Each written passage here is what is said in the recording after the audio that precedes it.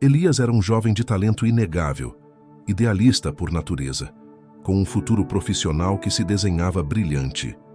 Desde a tenra idade, uma profunda fé guiava seus passos, e um chamado claro para o ministério ecoava em sua alma, uma melodia persistente que, por vezes, ele tentava silenciar. Contudo, essa mesma melodia trazia consigo um medo crescente, uma dúvida avassaladora sobre sua capacidade de honrar tal vocação e o sacrifício imenso que ela implicaria. Ele via à sua frente um caminho de renúncia, e a ideia de abandonar as conveniências de uma vida normal assustava-o profundamente. A luta interna de Elias era um campo de batalha silencioso. De um lado, o desejo genuíno de servir, de dedicar sua vida a algo maior. Do outro, o anseio por uma existência previsível, com as pressões sociais de amigos e familiares que, com as melhores intenções, o encorajavam a seguir um trajeto mais seguro e financeiramente lucrativo. Você é tão inteligente, Elias. Por que desperdiçar seu potencial em algo tão incerto? Diziam, e cada palavra se infiltrava em sua insegurança. A decisão, quando veio, foi dolorosa. Ele optou por ignorar o chamado, justificando a si mesmo que não era o momento certo. Um alívio inicial, fugaz e superficial, rapidamente deu lugar a um vazio inquietante, uma sensação de que havia perdido uma parte essencial de si. Elias então mergulhou de cabeça na vida que escolhera. Construiu uma carreira de sucesso no mundo corporativo, alcançando reconhecimento profissional e uma estabilidade financeira invejável. Casou-se com Ana, uma mulher amável e dedicada, cujo brilho iluminava seus dias, mas que desconhecia a profundidade da luta espiritual que ele travava em seu íntimo. O nascimento de Gabriel, o filho do casal, trouxe uma alegria imensa e um novo propósito à sua vida, mas também intensificou a sensação de que algo fundamental estava faltando. Havia momentos de felicidade aparente, risadas que preenchiam a casa, mas eram intercalados por pesadelos recorrentes, onde a voz interior, que ele havia tentado calar, lembrava-o incessantemente do propósito abandonado.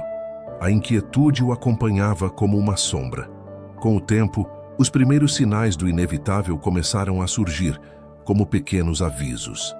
Pequenos contratempos e frustrações inesperadas no trabalho e na vida pessoal, que antes ele ignoraria, agora pareciam carregar um peso maior. Um amigo próximo de Elias, aquele que sempre o havia encorajado a abraçar o chamado, adoeceu gravemente. A fragilidade da vida, tão brutalmente exposta, forçou Elias a refletir sobre a brevidade da existência e as escolhas que havia feito. Ana, sua esposa, percebendo a crescente inquietação em seus olhos, começou a questioná-lo sobre sua felicidade genuína. "Você está bem, Elias?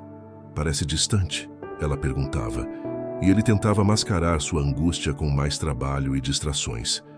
Mas o eco do chamado, antes um sussurro distante, agora se tornava mais alto, mais insistente, impossível de ignorar por muito tempo. Ele sentia que algo grande estava prestes a mudar. Antes de continuarmos, inscreva-se no canal e nos diga nos comentários de onde você está assistindo.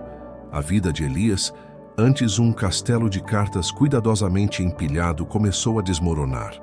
A empresa onde ele construíra sua carreira, seu porto seguro financeiro, enfrentou uma crise severa, ameaçando não apenas sua segurança, mas a estabilidade de toda a sua família.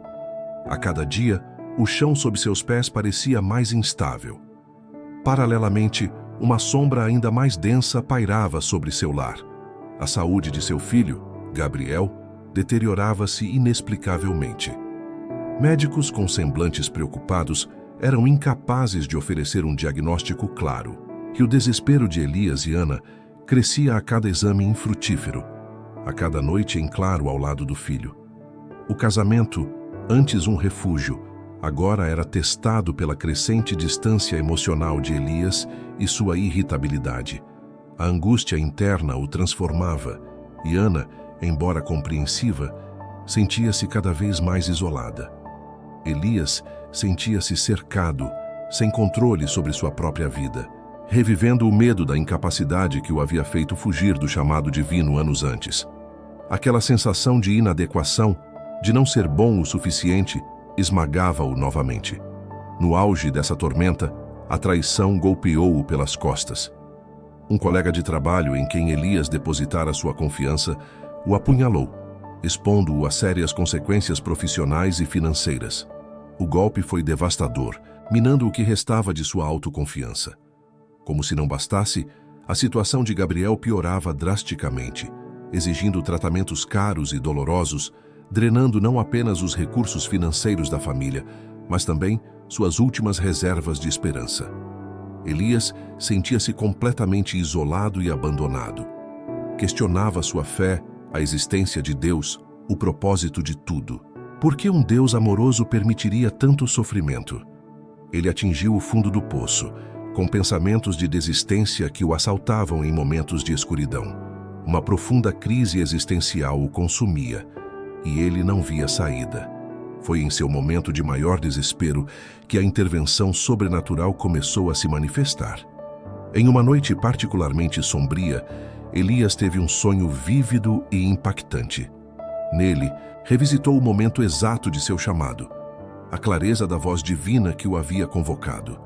Não era uma voz de condenação, mas de um amor persistente, de um propósito que ainda o esperava. Acordou suado, com o coração acelerado, mas uma estranha sensação de que aquele sonho não era apenas um produto de sua mente perturbada. Dias depois, durante uma caminhada sem rumo pela cidade, ele encontrou um estranho sábio. O homem, com olhos penetrantes e uma calma serena, sentou-se ao lado de Elias em um banco de praça. Sem saber absolutamente nada sobre sua história, o estranho pronunciou palavras que ressoaram diretamente com o chamado de Elias, como se lesse sua alma. Às vezes fugimos do que nos foi destinado por medo, mas o destino sempre encontra um caminho para nos alcançar.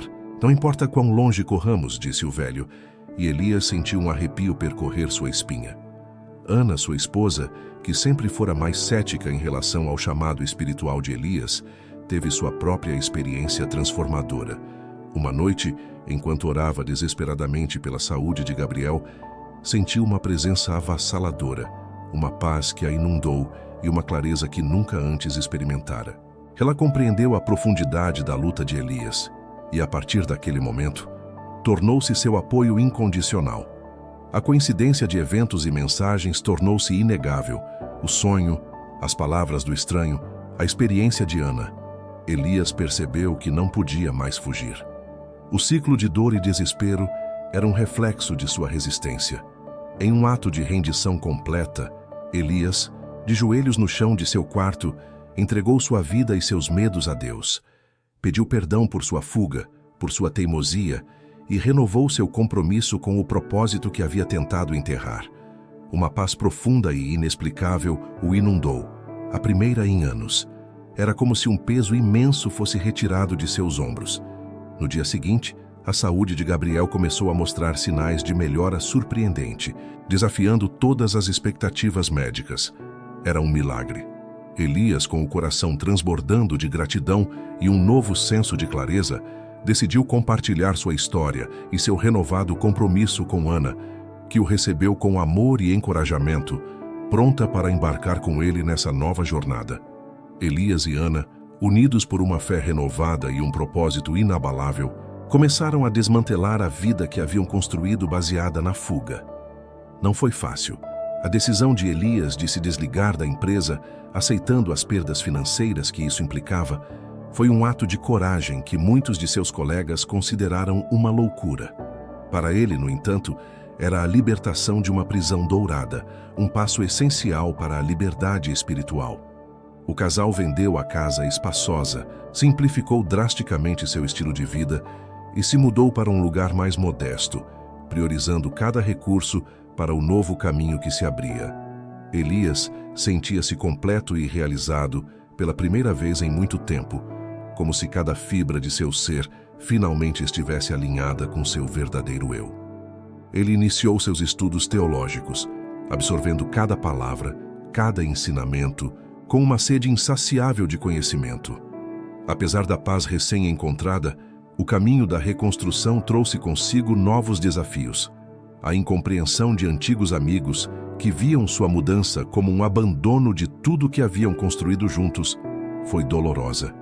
A instabilidade financeira inicial, embora esperada, testava a fé do casal diariamente. Houve momentos de fraqueza, sussurros de dúvida que tentavam minar sua convicção.